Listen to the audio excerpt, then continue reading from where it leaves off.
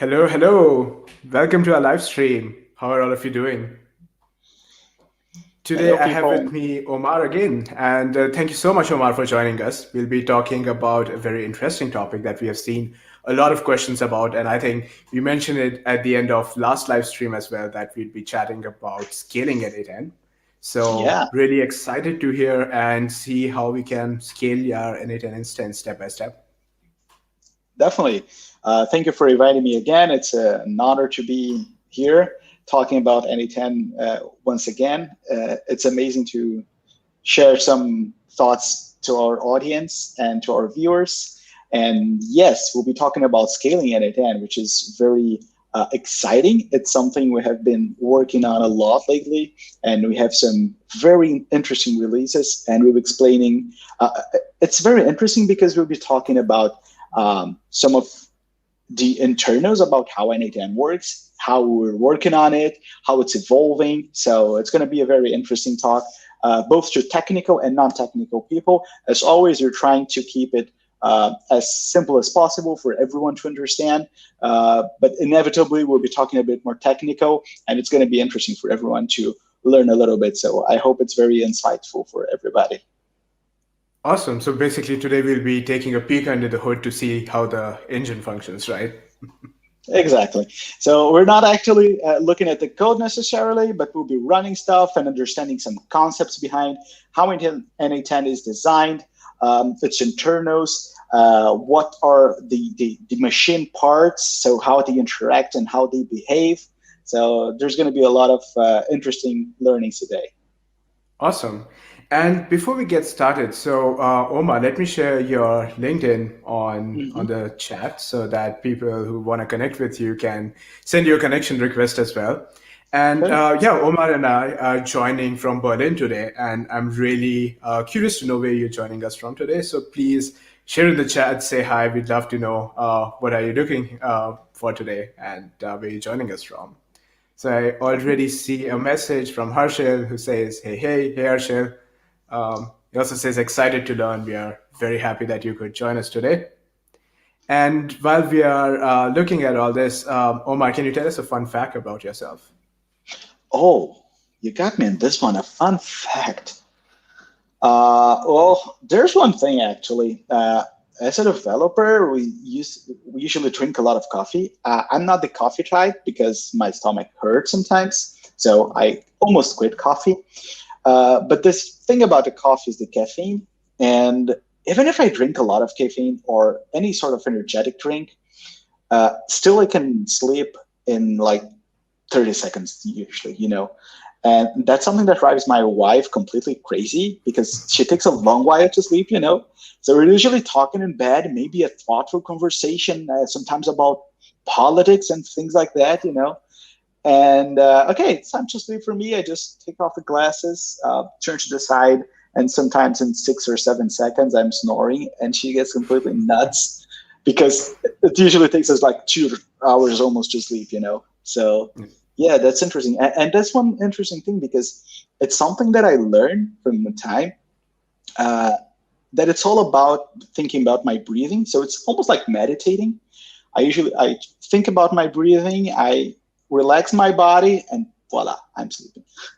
That's Yeah, that's awesome. a fun fact. That's a superpower. Yeah. Yeah, being able to sleep at any time and not narcoleptic. Yeah. And I see a message from Teflon who says, hey, everyone joining in from Canada. Thanks for joining us. Nice. And Harshil is also joining us from Berlin. I Oh, see a message from No Code who says they're joining us from India. nice. And then we have a message from Isabel who says, greetings from Berlin. We have Cool. quite some Berliners joining us today. Great And to have you. Harsha says, Omar, no, coffee is love. No, I love coffee. Don't take me wrong. It's just about my stomach. So I usually like drinking coffee, but just I cannot have it too much.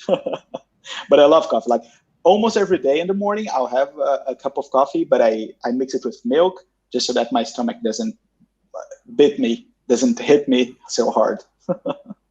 Nice. Awesome. Cool. So we're going to talk about scaling n8n. So how do we get started? I'm going to share your slides on the screen. Mhm. And I guess like one of my first questions is, what should we already know to get started with this? Sure, awesome. Let's do this. Okay, so about scaling n8n, and let's go to the next slide where, oops, sorry. Okay, next slide. What is scaling actually? And so let's set the ground for this. Scaling is a property of a system to handle a growing amount of work by adding resources to the system. So in essence, what it means is you need more stuff to be done, so you need some more power. How can this be translated? Either you get a more powerful computer, so I don't know, you buy a newer laptop with a newer CPU, much more RAM or something like this. This is what we call vertical scaling, when you have a more powerful computer or more powerful servers. And there's the horizontal scaling, when you say, okay, I don't need a more powerful computer if I can split the work among multiple computers. So this is what we call horizontal scaling, when you're adding more service. So this is a very basic concept that is interesting to know, because so far we were only able to scale n8n vertically by getting a stronger computer, more CPU, more RAM. But now we're actually able to horizontally scale n8n by adding more servers to our pool and actually making n8n able to process a larger amount of data. So this is So what is that we similar to distributed computing? Yes, it's similar to because actually what we are doing right now is building a distributed system. Because the concept of distributed is that work is processed on multiple systems, on multiple parts. So this is actually what we are doing. So yeah. Cool. Now let's talk a little bit about n8n structured and how it's designed. So if you have already interacted with n8n, the first thing that you see is the interface. So once you open your browser and you see the n8n UI, so this is what we call the editor interface. This is where you interact actually with n8n. This is the place you'll be drawing your workflows, saving them, checking for executions, adding credentials. This is everything that happens in the editor. And for every action that you take in the editor, like for example, when you save a workflow, once you activate it, once you save a credential, it all has to be saved in a database system. And this is what we call this is done by the internal API. So the interface interacts with the API by sending data that is saved to the database. And there's also another service here that we call the webhook registration service. I'll talk about just briefly about it, but let's say that you created a workflow, let's say Trello, and you want to take an action whenever a card is moved from a column to another. So this means that n8n needs to tell Trello about that it needs to be notified whenever an action on Trello happens. So Trello sends a message to n8n, and n8n can take action on it. So this is the service that does this registration part. This is something that had to be changed when we started scaling n8n, because the way n8n was doing it is that once the workflow is activated, it would register the webhook, and once the n8n instance would be stopped, it would deregister the webhook. But now we're in a distributed system. There are other servers talking, so this needed to be changed. So this is more like under the hood change. But it's just a service that this is like one of the architectural designs that we have internally. Okay, so this is the left column. We have like the basic area where you interact with n8n. Then in the center, we have what we call the initiators. These guys are responsible for understanding if something should be executed. So if a workflow should be executed. So let's go back to our Trello example, where we have an action, like I drag a card from column A to column B, Trello notifies n8n. This is done via a webhook, which is in essence an HTTP call. So this is the layer that this is the webhook layer taking part of it. It receives an HTTP request, looks at it and says, oh, okay, so the card was moved. All right, I have to do something. Hey, I need to execute this workflow. And the same thing happens, I don't know, for Asana, when you complete a task or something like that. This is all done by those initiators. They are the ones responsible for receiving information and checking if we have the necessary conditions to execute a workflow, to take some action based on that. Okay, the initiators can be three types. I already talked about the webhooks, which receive an HTTP request from any service, Asana, Trello, Gmail, Google Drive, Dropbox, whatever. There are the pollers, which are almost the inverse of a webhook. Mm-hmm. So let's say on Trello, when you take an action, Trello notifies n8n actively. But this is something that was implemented by Trello. If Trello doesn't have support for this, what we can do is the opposite way, where n8n asks Trello, hey, do you have any updates? Was there any movement of cards? Something happened? Was there any change? And when that happens, we also trigger a workflow, an execution, And in n8n, some of the trigger nodes are actually have webhook under the hood, like Trello as an example. But I think some of them, and I can't remember which ones exactly, but Airtable trigger, for example, is doing polling under the hood, right? Exactly. Yeah. So that's very interesting. We try to make it transparent to you what's happening actually under the hood. But internally, this is what we're doing.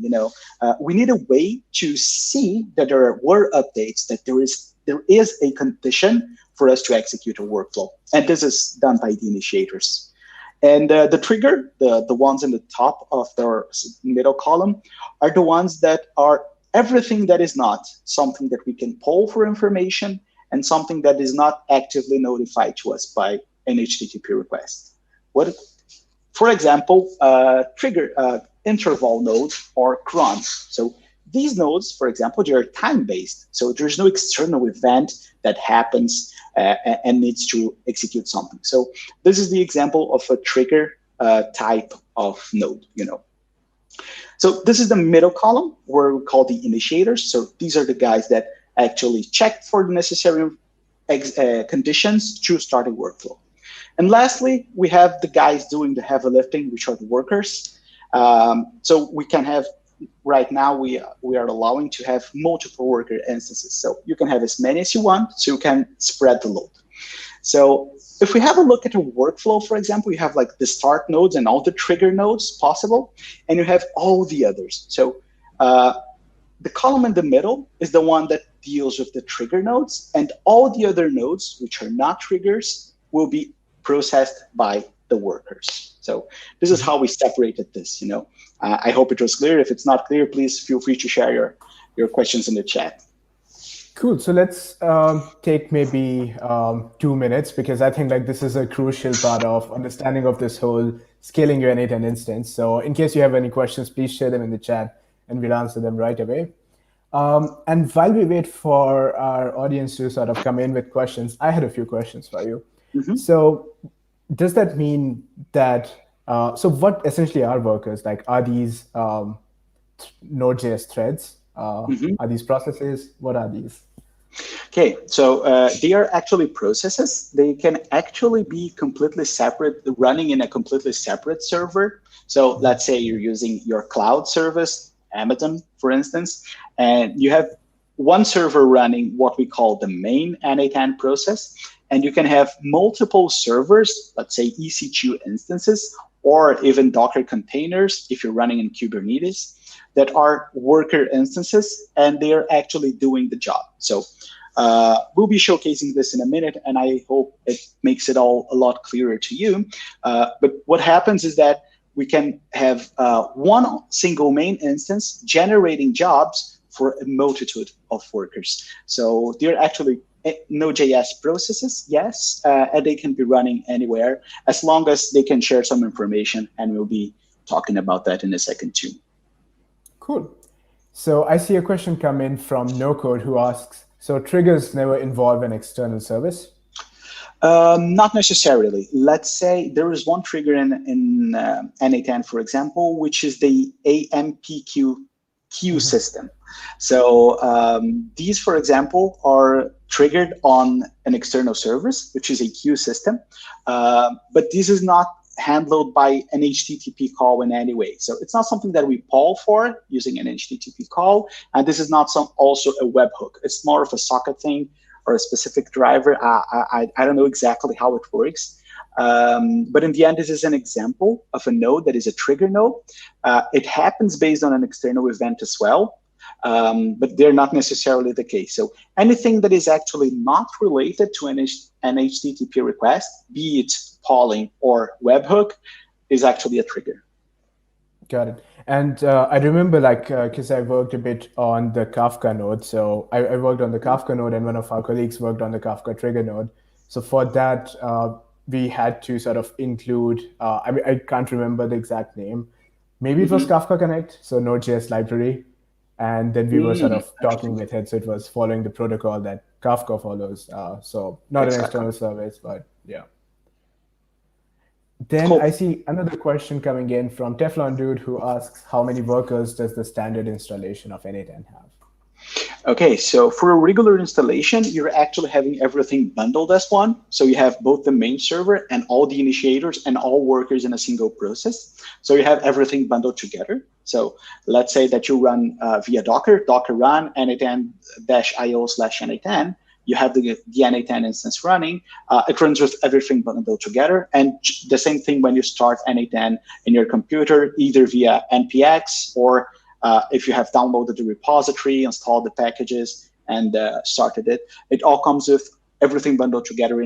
So you have actually only one worker there. Cool. Right, I see. We move forward yet. So yeah, like if there's any more questions, please send them in the chat. So till then, let's move forward. Yeah, let's do it. Okay, so basic n8n running. Let's see how it works. I have a copy of n8n here, the repository. If I simply type, I love the setup, by the way. Oh, thank you. I made sure that all windows are the same size so that we all feel comfortable about it. And we'll be using all of these windows in a moment. Okay, so this is what we usually see when we start n8n. So this is the basic screen for n8n. You have the editor interface here. Under the hood, we have the API. So I'll be opening the console here just to showcase that if I click to open the workflows, it's talking actually to the n8n backend, and there's a lot of information here. So we can open our workflows, we can see them, edit them, and this is the basic n8n installation. What I did here is that I have the repository installed in my machine. I have already built the project previously, and I simply ran npm run start, which is actually the same as /packages CLI bin n8n start. It's the same command in essence, so it's pretty much the same thing. There are no changes actually. Actually, npm run start is simply a shortcut for this one. So this is what we see when we run n8n. So no big deals here. If you have ever tried n8n, you have probably interacted with this already. Okay. So let's start with the cool things. I won't be spending too much showing n8n right now because you have probably already know this. So for scaling n8n, we have a few things that we have to keep in mind. So now that we're working in a distributed system, we need information to communicate. So in standard n8n, you have everything bundled together in a single piece of software, in a single process. So all the information is in there and it's just flowing internally. But now we're actually dividing this. So we're making it a distributed system. With this in mind, information needs to flow from one side to another, from one peer to another, so they can share information about what's happening. n8n, by default, will be using SQLite as the database. If you don't know what SQLite is, it's actually a database system that runs SQL queries. So it's a standard language for querying data, inserting, updating, querying, and things like that. So it's a place where you can store data. And it's based on a file on your local computer. So this is what n8n runs as the default when you simply start it like I did previously. But now we are running a distributed system. We will have many peers talking to it. You cannot have all of, you actually can, but it's not advisable to have all of them interact with the same file because that will lead to concurrency problems, and files are not supposed to be dealt by distributed systems like this. It's not the best practice. You have problems with locks, you have performance issues. So we'll be using a real database for this. Not saying that SQLite is not, but a more powerful one actually. Yeah, I'm sorry. So we'll be using Postgres for this and also Redis. Why Redis? We're using actually an underlying library on n8n, which is called qpull. And it's already built on top of Redis for being the message broker. So when an initiator says it needs to run something, it posts a message to Redis, and the workers are all listening to Redis, get this message, execute the workflow, and notify back. Okay, so let's start setting it up, and let's get cracking, because this is the fun part. Another thing that I'll be doing, this is just for this demo. You don't have to do this at home, but feel free to do it if you want to. I will be running a lot of different containers in my computer, because that's the best way to simulate that we're running like on multiple different servers. So just to make sure that they're all communicating together properly, I'm adding all of them to the same network. So let's pretend that I have multiple computers. What I'm doing actually with this command is that I'm making sure that we have cables connecting all of them, So I had one question, Omar. So n8n ships with SQLite by default. So folks who want to follow this along would have to sort of migrate database to Postgres. So would we be doing that as a part of the demo today, or would we point them to somewhere in the documentation for that? Yeah, we'll be pointing them. This is not something that we'll be covering today. But there is already, if you go to the documentations, the reference section in n8n docs, you have the CLI section. And in the CLI section, you have the import and export commands. So in essence, what you would do is you export information while running with SQLite. Then you set up your instance to work with any other database, be it Postgres, MySQL, MariaDB, your choice. You start n8n, and then you import this information back. So you can import and export workflows and credentials. Okay. Perfect. And I have added a link to that in the comments section as well. Awesome. Thanks. Okay. So let's create a network. This is very simple. Docker network create, and I'm calling the network n8n. So this is a very simple command. If you want to follow this at home, feel free. All of these commands should work. I'm just doing them live with you because I've already tested them before, but they should all be working. So feel free to follow. Then we need, as I mentioned, we need Redis. So I'll be using the Redis container for this. And this is a command that spins up Redis, adds it to the network that we created, and exposes the port 6379 to my host. Exposing this port is not really necessary. It's just something that I always do because if I want to check for information on Redis, I can simply connect to the Redis instance that is running on Docker. But it's not really necessary as we have added them all to the same network, So let's start the Redis. I'm using the -d flag, so it runs in detached mode, which means that the terminal is free for me to use again. And then same for Postgres. So just like Redis, I'll be running Postgres. One important thing is that I use the Postgres password environment variable, and I set it to my passwd. So this is exactly the password that we'll be using in this case. So I'll just copy and paste this command. And if I run docker es, I can see that both Postgres and Redis images are running, and they are named n8n-postgres and n8n-redis. So we have both containers running in the computer, and they're fine for us to use. And regarding the database that the n8n instance that you just showed, is it talking already to Postgres that you just been spun up? Not really. Actually, I killed it before we started doing this. So I stopped that n8n instance because we'll be starting another one now connected to those services. Gotcha. Sounds good. Also, one note that I left here, if you're using an environment, if you're deploying for high scalability with a lot of executions, a very busy environment, we strongly suggest you use Postgres 13. Because from 12, it received a lot of upgrades, a lot of performance upgrades, especially when it comes to counting. So if you have lots of execution, it works a little bit better. You have some performance gains in this. Okay, and then let's go to the cool part, which is running n8n itself. So I'll copy this command and I'll explain this one in a second. So, actually, I have to go back to my home folder. Okay, so what happens now is that we are using the Docker image to run n8n, we are loading an environment file with some environment variables, and I'll show this in a moment what these variables are. I am adding it to the same network that we had before, so they are all connected in the same network. I am exposing port 5678 to my host computer, and this is the Docker image n8nio/n8n. So what happens now is that we can now open, and we have an n8n instance, just like the one before. But if you recall, when I clicked, I use a shortcut. Let me showcase.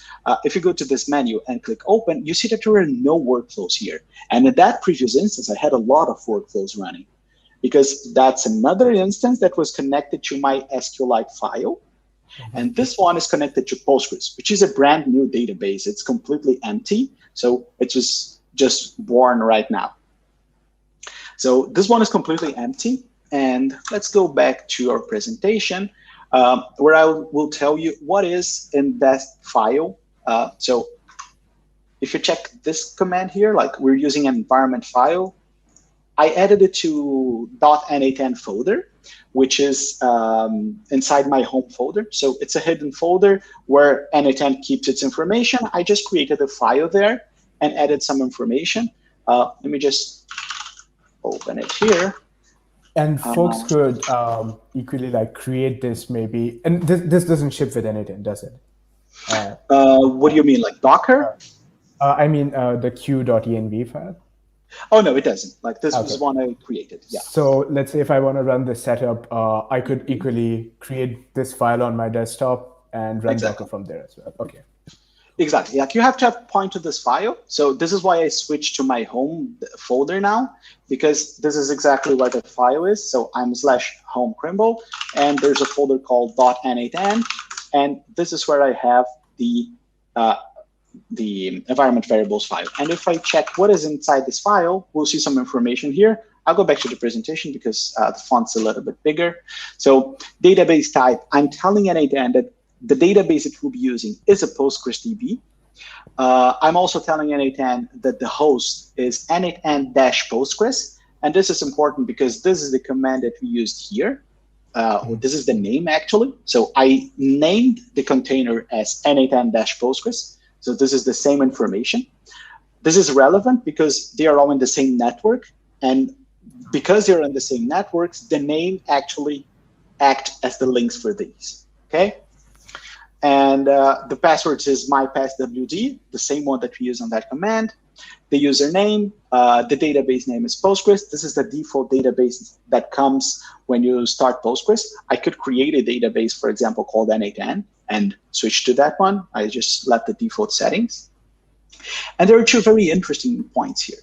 First is the execution mode. I'm telling n8n, hey, you're not running in standalone mode anymore, and that bundled mode where everything is together. You are now relying on Q, and to use Q, we need Redis, and I'm telling him that the Redis host, the Redis machine, can be found at n8n-Redis. So it is now able to connect to Redis to exchange information. So far what we did, we set up is, let's do a quick recap. I started Redis, I started Postgres, and I started an n8n instance that we can see here working just fine. Cool. Awesome. So I see a couple of interesting things happen in the slide. So I think like my takeaways here were basically, we have to create this file. And if we are using sort of a Docker network like you did, and this n8n instance also runs inside that network, for host, I could use just the service name, right? n8n-Postgres. But let's say my Postgres database or Redis was somewhere else in different servers, I would be pointing to the host, which would look more like URLs, right? Exactly. So yeah, like let's say you're using Amazon Web Services RDS system, relational database service. In the host here, you'd use something like, I don't know, RDS 23.amazon.aws.com. I don't know, something like this. You change the URL to point to your DNS where it's saved. Exactly. Awesome. So I see a couple of questions coming in, which is great. So let's start off with Teflon Dude, who asks, What do you consider to be lots of executions? Okay, lots of executions. I'd say over 1 million a month would be already a lot. That's a good amount when you should like. I think that up to 1 million executions a month, as long as they're kind of equally divided, n8n should be able to handle that. Naturally, it depends on the number of nodes that you have in the workflows. But like for basic usage, I think 1 billion executions per month should be something easily doable. But naturally, like it comes to, there are a lot of settings that you can do and you can tune n8n. For instance, n8n by default, like it's something that already existed before. It can run the executions in a separate process or inside the main process itself. So instead of spawning another process just to do the job and then reporting back, n8n can run all of this built in. But this is still without the queue system. You know, this is a setting in n8n. So n8n is actually able to change the behavior and actually be more or less performant, but it has drawbacks, for example, in reliability. So it's something that heavy users should be actually trying to tackle if they have actually a lot of usages. But these are things that you can tune. So when you're running in a separate process, you have more stability in your system, because being a separate process is something that you can control more easily. So you have power over that child process, but it takes a lot more memory, you know, and it's a bit slower because spawning a new process takes some time. So it's part of the operating system job, you know. While running in the main process is something that requires less memory because you don't have to spawn a new process, but you cannot really control it so well in JavaScript because of the way the JavaScript works, you know. You can't really tell a workflow to stop, for example, if it's already execution. So when it's a separate process, you can simply kill the child process. It's a little bit of, maybe I'm going too deep into this, but you can actually tune n8n to improve performance depending on your needs. So I'd say like, it goes about testing and seeing how n8n behaves on your deployment in your situation, you know, because instance size matters, the amount of RAM that you have. So there are many factors to play in, to take into consideration, actually. Cool. I see another question from NoCode who asks that Postgres Docker command will take care of the version automatically. So I wonder if he's asking about the 13 plus that you mentioned. Yeah, probably. Actually, yes, because the latest version for Postgres, it's already stable, is the version 13. So with this command, I did not explicitly mention any version, and it will pick up the latest one, and the latest one is already Postgres 13. So yes, it covers. Awesome. I see another question from Amutan who asks, what are all the options that I can define using .env, as in what are all the available options? Interesting. Yeah, so in the docs, we have a lot of options, actually, and you can also check them in our repository. There's a file called config.ts. Maybe we can send that to you in a minute. But they are also in the documentation, so you can find them in our website. There are plenty of options. For example, you can say that your database handshake goes through SSL, so you can have a certificate for that. You can tell n8n which is the host it's running on, so it exposes the correct URL. If you have, let's say, okay, it was a bit vague. When you're running in a system where you have a DNS setup, so let's say our cloud instances, for example, you have a DNS name, you can inform that to n8n what is the correct URL to be used when connecting to external services. So there are plenty of information that can be used to set up. And in regards to performance, it's the flag called executions process. It's one called mode, own, or main. So you can switch between both and see the differences.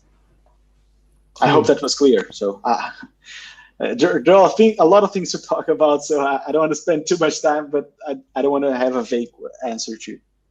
Cool. I would let us know if something is still unclear in the comments. And I have shared a link for the scaling documentation as well. So that has a list of the different options that you can set in the .env file.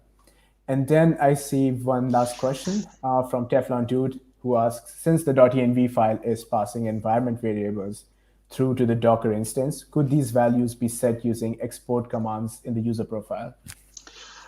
Definitely, but then you'd have to proxy them to your Docker instance.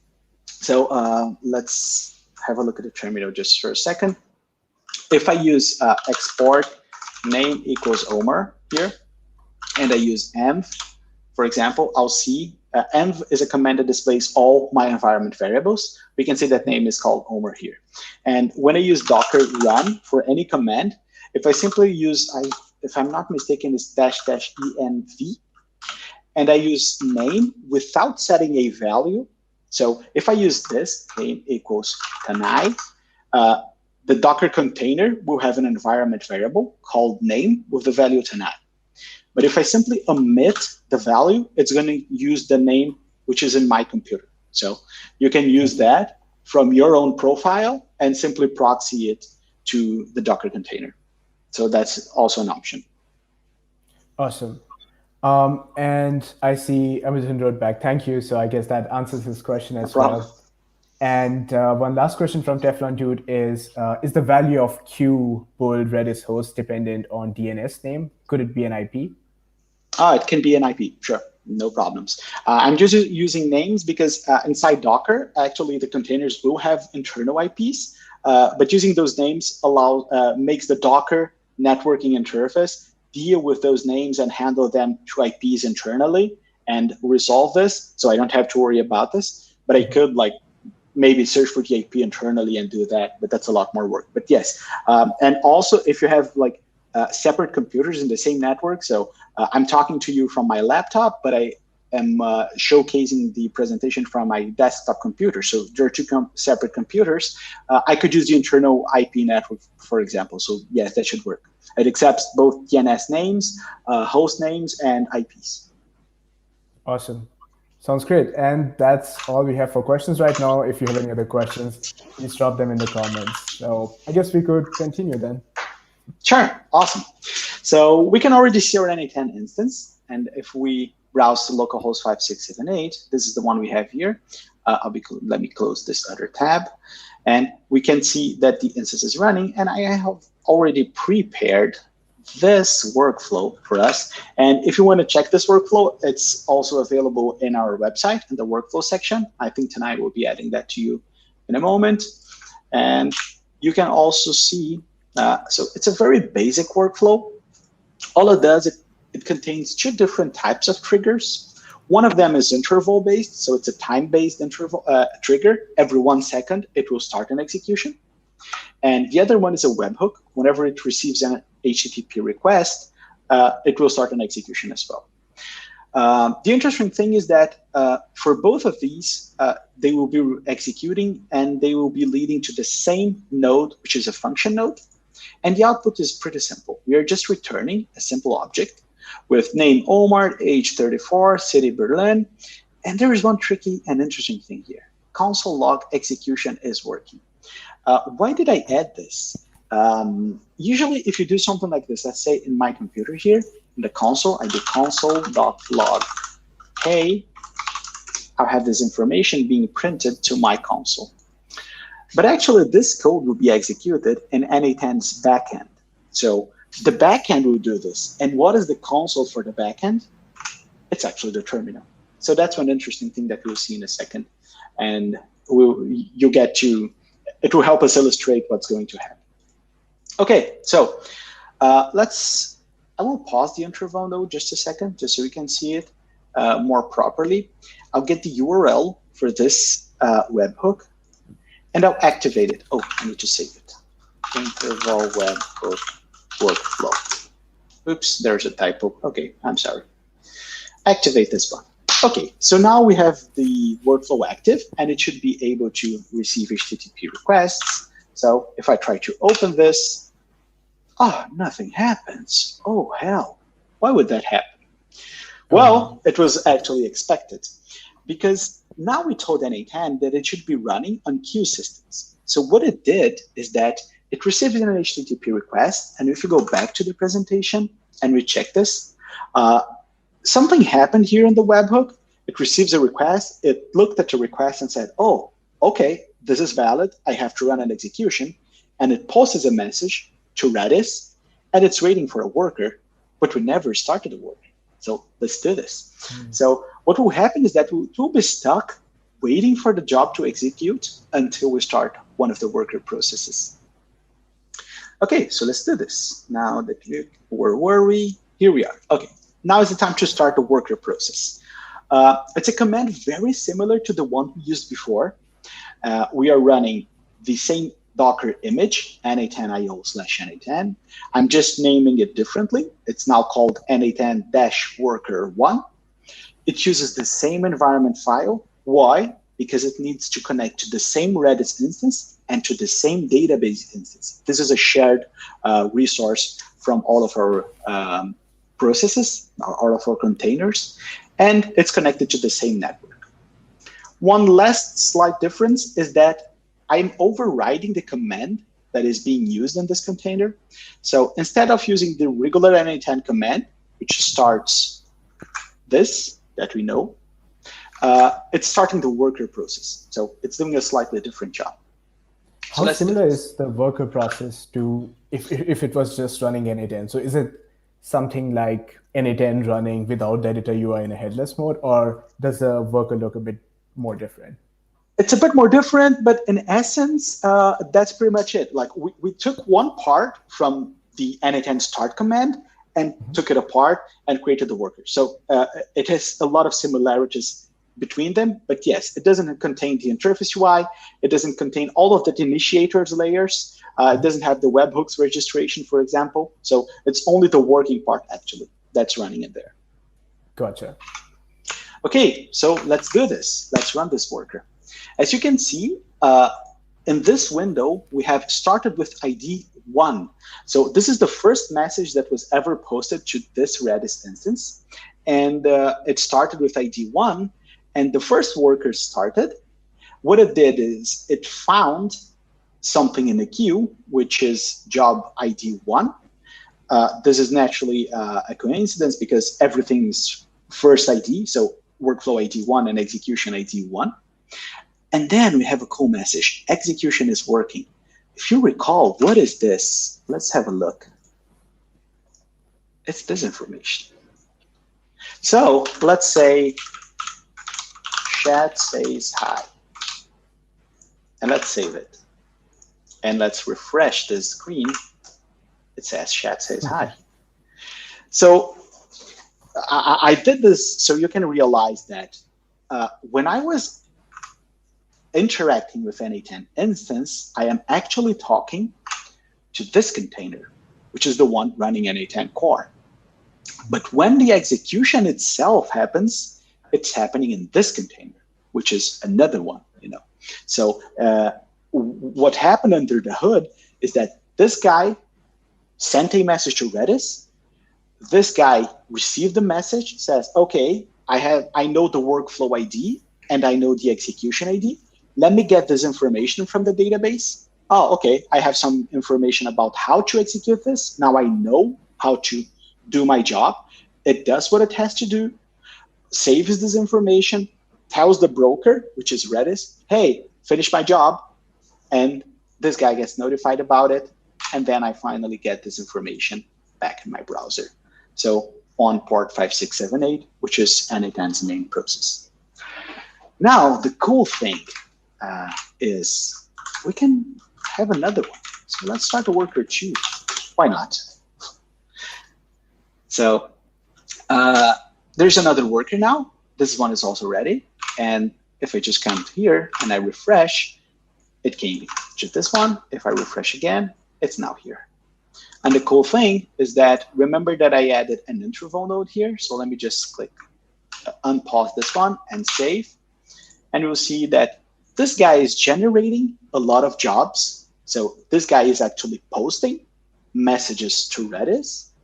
And these guys are actually doing the jobs. And if you see the numbers, this one is getting all the odd numbers, and this one is getting all the even numbers, because it's doing a round robin between these. And if we run a third one, No problem. There you go. You have another one in the pool. So you can have as many workers as you want to split the service. So this is as hard as it is, simply a Docker run command. As long as it's able to connect to Redis, connect to Postgres, it's able to run the jobs. There's one interesting thing that I forgot to mention. Let me just deactivate this real quick. Is that if you see this message here, user settings got generated and saved to config file. If we have a look at this config file, there's one interesting thing. Whenever you create a credential here in n8n for any service, let's say Airtable, so whenever you save your API key, the API key is encrypted in n8n's database, which is now Postgres, okay? So this encryption key needs to be shared by all of these guys so they can all decrypt this information back. With this deployment that I did, and this is something we will not be covering right now, I'm not sharing this key. So for each container that starts, it generates a new key. So in essence, in this case, if I had any credentials, it simply wouldn't work because this one will save with a password and not each one has a different password. So they wouldn't be able to actually share this information, okay? So this is something that you can find in the docs, how to do this.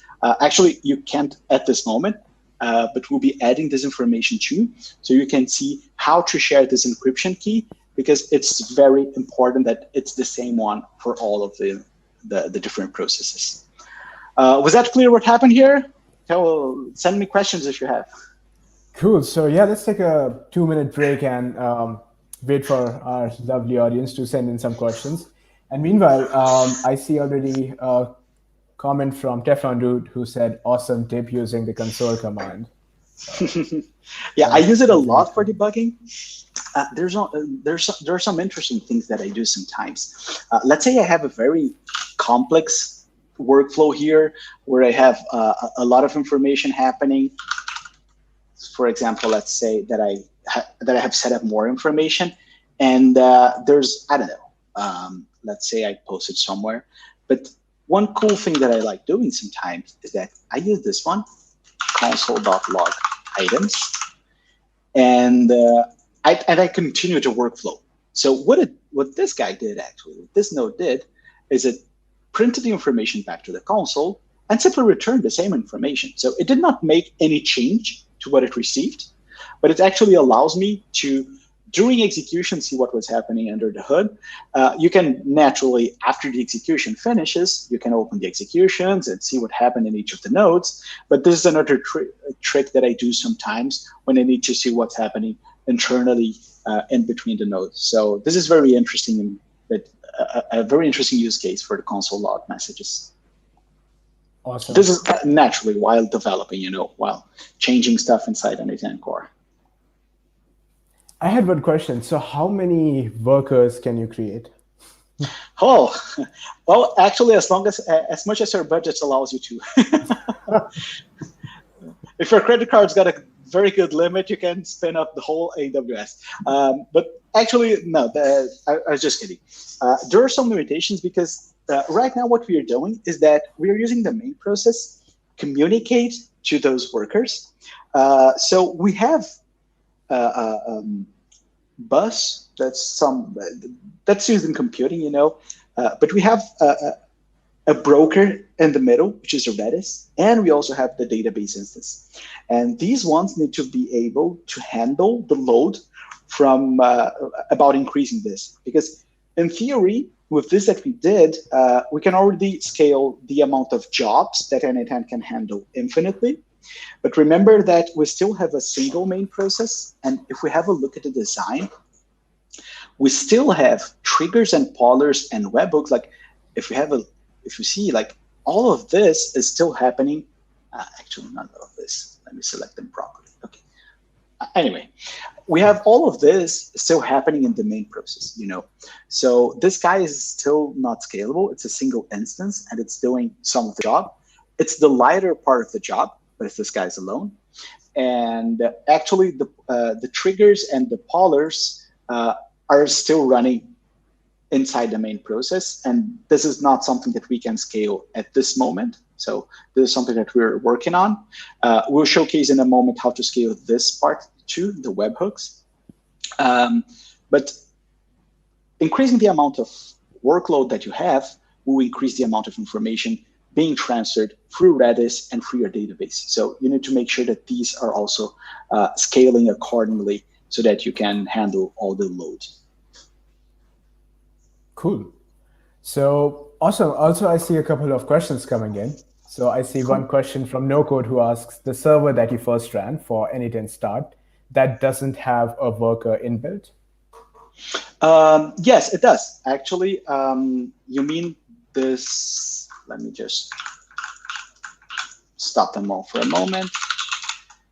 Like this one, actually, if you do this one like this, it's the very same thing that we did with the Docker command, which is actually running the worker command. I'm not sure if that was the question, but yes, if this is the case, so yes, you can do this. Because when we override this, it's actually, if I don't do anything under the hood, Docker would be executing exactly this. And this n8n translates actually to this file. So this guy, these two are actually the same. So I simply override saying, hey, please execute the worker command instead. Please let me know if that's the question. I'm not exactly sure if I answered your question. I think what he meant was, when we do n8n start and it spawns off the editor UI, would it not spawn a worker itself as well? Or is it required to explicitly add workers? No, it's required explicitly to add workers because when you run npm run start, it starts all of the services. So it starts a worker actually, but it's already built in. When I use, and let's go back to the configuration file here. When I use this command specifically, executions mode q, it tells the n8n main process, let's call it like this, that it is no longer running the executions itself. It's actually sending them to a broker because someone else is going to do the heavy job, you know. So this is the one that actually switches behaviors between having the workflows being executed in the main process itself or being sent somewhere else. Got it. That makes a lot of sense. And I see a message from him as well. Got it. Thank you. Perfect. No problem. Then I see there's a question from Teflon Dude who asks, theoretically, if you had an instance of Redis running on a cloud host and the main n8n instance is also on a cloud, you could put workers behind a firewall and access data not publicly available, but launch it publicly via the main n8n instance. Is that accurate? Okay, let me just reread it. Okay, and they're both in account. They can put your works behind a firewall, yes, and access data not publicly available, but launch it publicly via the n8n. Is that accurate? I'm not exactly sure what you mean by access data not publicly available, because if your workers, please go on. Yeah, I think it means maybe let's say I have a factory running here, which has, let's say, sensitive sensor data. So I don't want to expose that to the internet, but maybe I'm fine with aggregating that information and just that having out of my firewall. Is that what you mean, Teflon?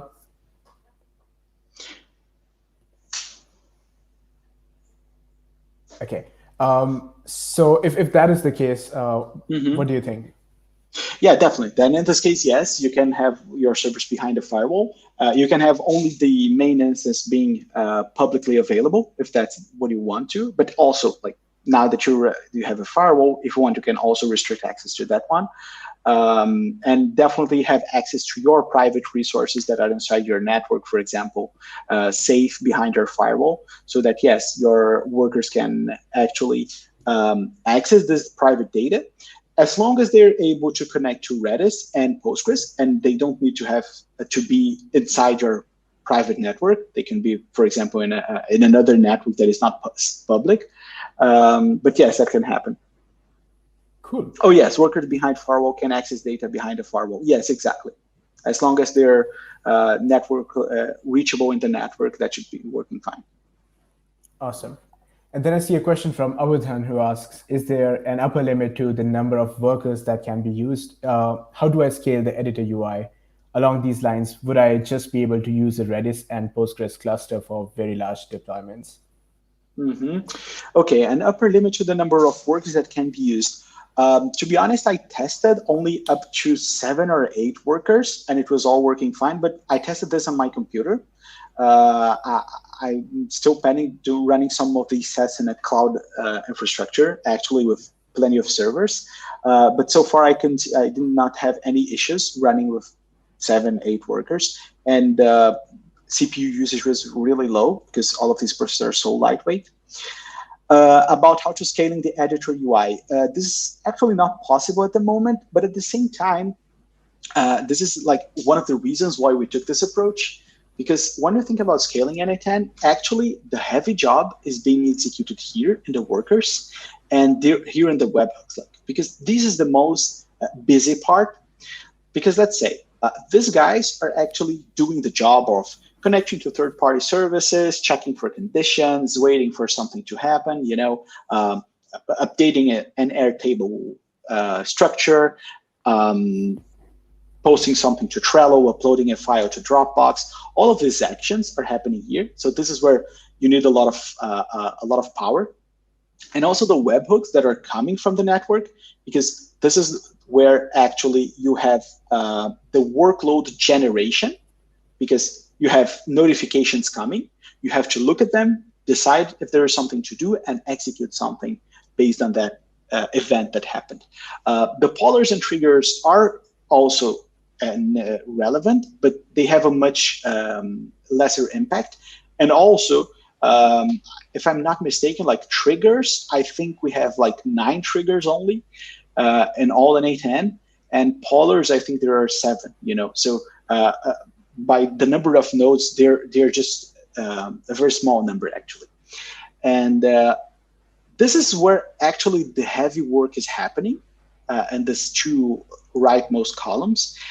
In the leftmost column, actually what's happening is that the internal API is simply handling what needs to happen to the editor interface. And usually the editor interface is being handled by, I don't know, 1, 2, or 3 people. We still have some improvements in our roadmap, for example, for user management, multi-tenancy, and things like that. But right now, where n8n is bundled together, this is not the case. So this doesn't really need a lot of scaling. The editor interface especially is really comprised like a single HTML file with a few CSS and JavaScript files that can be served via CDN. So let's say you have a lot of people accessing your n8n instance, you can use a CDN in front of it to reduce the load from those files. So all you have to actually handle is the internal API calls like, hey, give me the list of workflows, show me the credentials, open an execution or something like that. And this probably wouldn't need a lot of scaling, So that's why we decided to start with the workers. And that's also answering you that it's currently not possible, but that's something that we are looking for as well. And along these lines, would I just be able to use a Redis and a Postgres cluster for very large deployments? Yeah, most definitely, because we are taking the heavy load part and making it scalable. And the part that doesn't do a lot of things, that doesn't do some heavy lifting is still not scalable at this moment. So we're pretty much safe in handling large amounts of data. Cool. And I see a comment from Chris who says, I'll have to try the console logout. Let us know if you run into any That's a nice cheating. Good cheating, good cheating.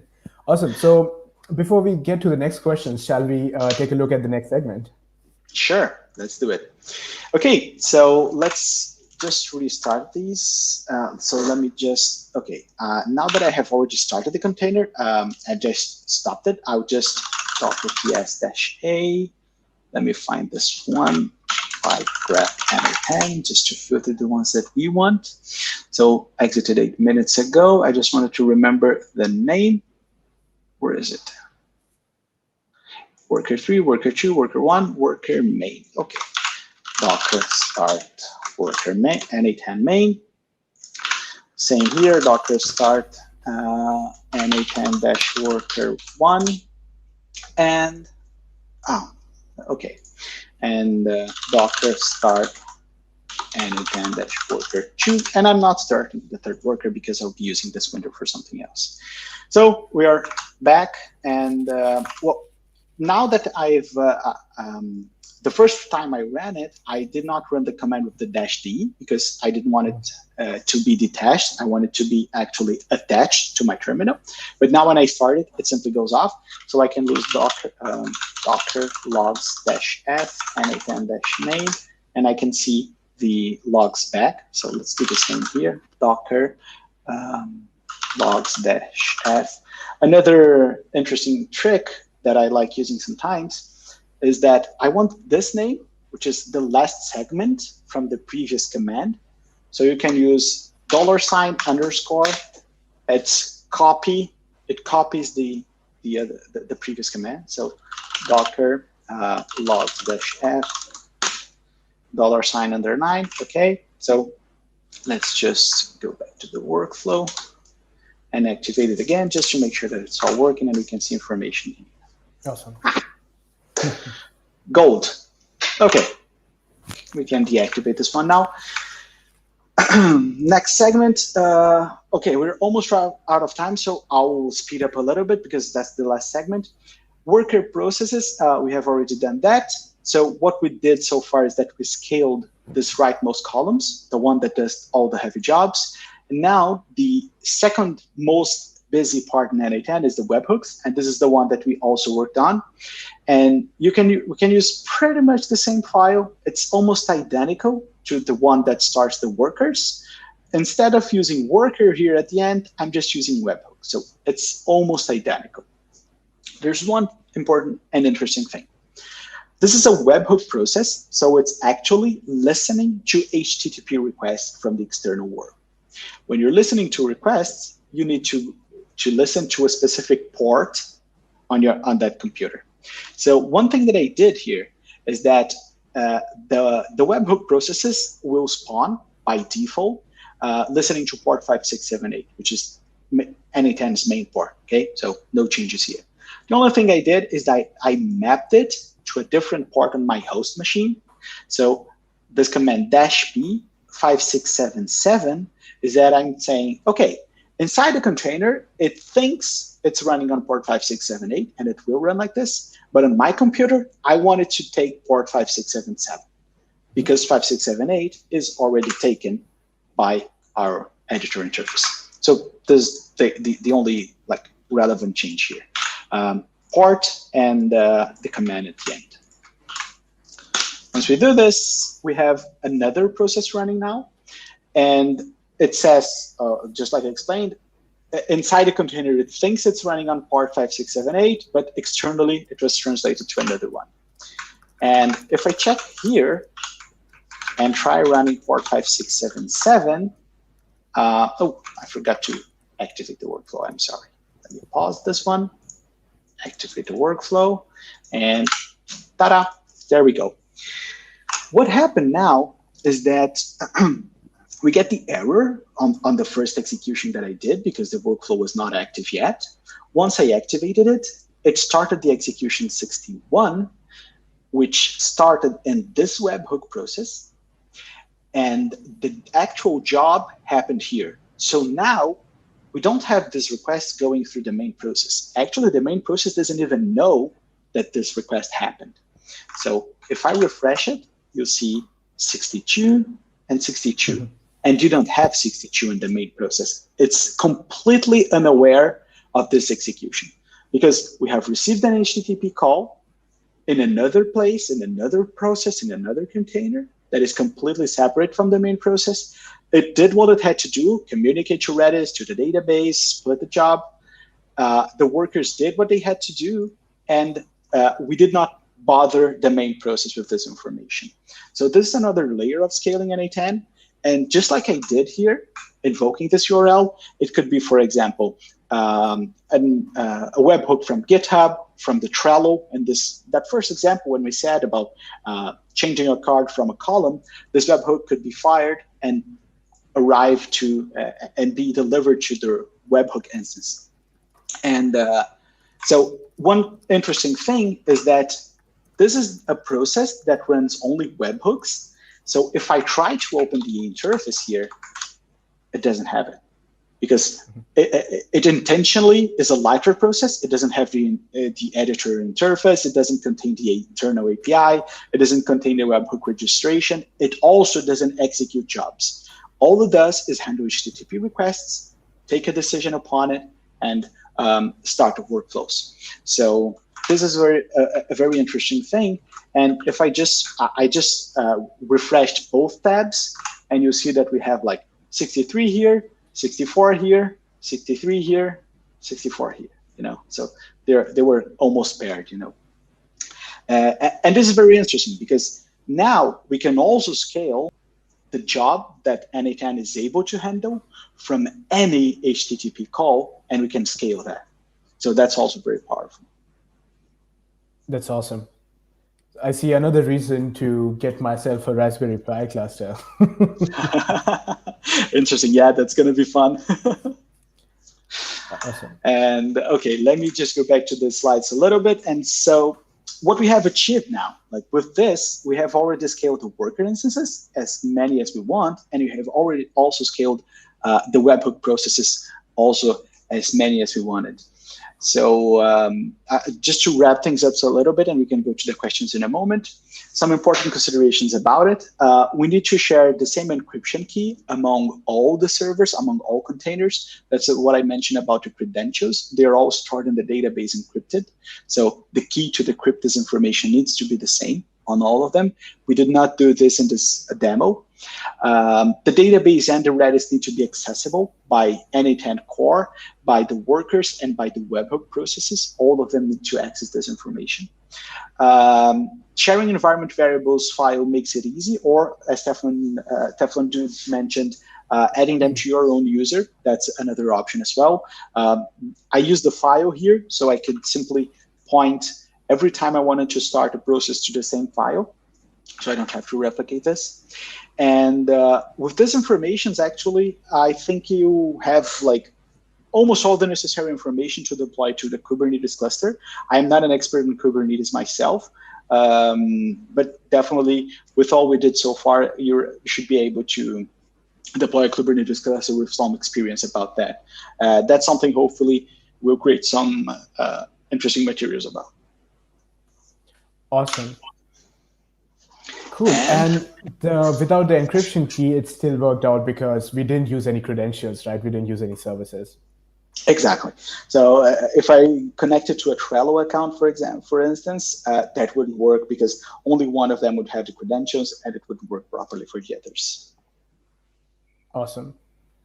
Cool. I see a couple of questions coming in. So yeah, like if you do have any more questions, please send them along in the chat. And while you're thinking what questions you'd like to ask, I have another question for you. What would you like for us to cover in the next live stream? We'd love to know. And if you have any special requests around a guest you want me to bring in, let me know that as well. And I'll try my best to make it happen. Okay, while you think about that, let's take a look at the questions. So I see Amitabh replied to his previous question. Got it, thank you. Good to hear that. And I see a question from Teflon Dude, which says, Redis contains jobs and Postgres contains workflows. Is that correct? Exactly. So the workflow information is all stored in Postgres. So whenever I unpause this and I save it, it goes to Postgres. And this is where the workflow information is stored. And if I unpause it, if I pause it back again, this is all saved in Postgres. We also, when an execution is about to begin, so let me kill the workers for a second so I can show this. Let me unpause this and it's active. So let me just save it for a second. You see, the execution list will show, it's gonna, oh, did I? Okay, yeah, it's working. Executions, oh, I still have, oh yes, I did not really kill them. I just stopped watching the logs. Docker ps docker stop n8n-webhook1 n8n- oh, it's actually not the webhook, I'm sorry, worker1 n8n-worker2. Okay, now the workers are stopped, And there we go. Okay, now we should see them. Okay, they're here. They are now getting stuck. And this is exactly what I wanted to see. So what we do is that the workflow information is saved in the database, and the initial execution information is also saved to the database. What I mean by initial information is that, let's say you've received an HTTP request, the query string, relevant headers, the request body, all of this is saved to the database. Let's say you received a webhook from GitHub about a new pull request, or a notification from Trello about someone tagging a card. All of this information is relevant to the execution that will happen.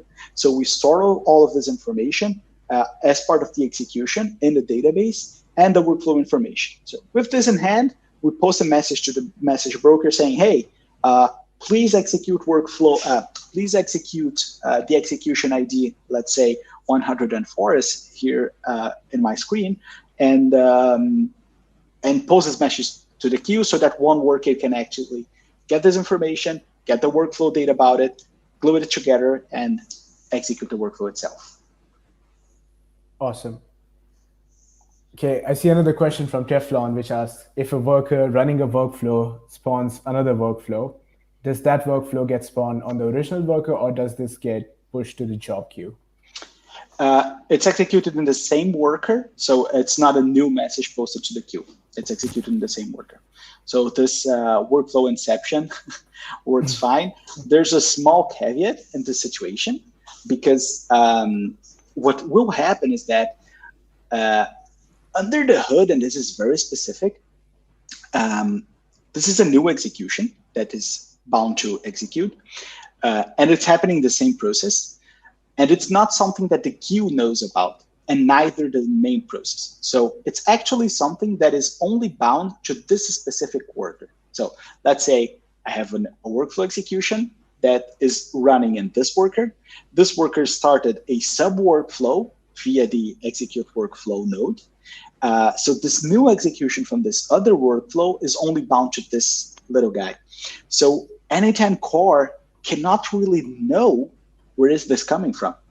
So you might have situations when you run this where you will see the status here as unknown. This is a null status that shows sometimes when you have this kind of situations when n8n cannot really tell if it's still executing or if it crashed, because it's unaware about actually the status. So this happens, but it works fine.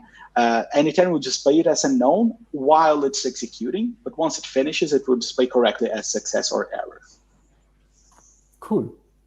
I see another question from Amudhan, which asks, what does concurrency 10 that is displayed when a worker is started mean? Cool. That is a configuration from our queue system that tells how many works will it get at a time. So if it's already handling 10 workflow executions, it will not get a new one from the queue. Because let's go a bit deeper into some technical details. Node.js, which is a technology n8n is built in, is JavaScript, and JavaScript runs in a single process and a single thread. So actually, when you say concurrency, it's not actually concurrent, because let's say 2 executions, they're never running at the same time.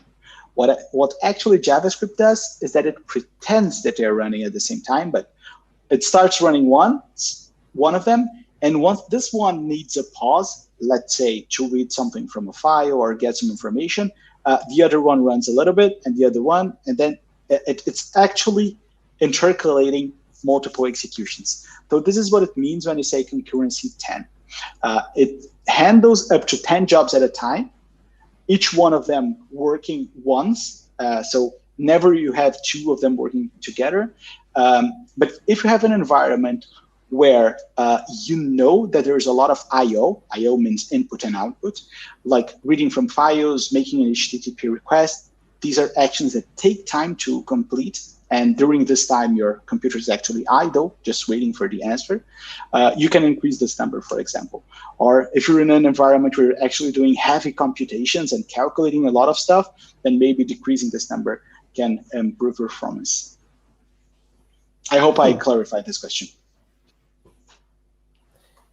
Awesome. I see a comment from Teflon Dude who says, "Yep, firing up my RPI cluster this weekend for this." Oh, that's gonna be Good cool. call. Let us know about it. Yeah, it would be really cool to hear what you come up with. Yeah.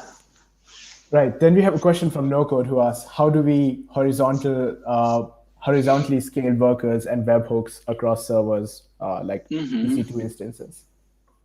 Interesting. Yeah. So if you use Docker containers, you can simply use like a procedure very similar to what we use today, where you can have auto-scaling groups that are set to initiate the containers on startup. So you can have one auto-scaling group for the main process, which guarantees that one and only one main n8n instance is running, which is in our case this first window. You can then have multiple workers, as many as you want. That's also another auto-scaling group running this Docker image.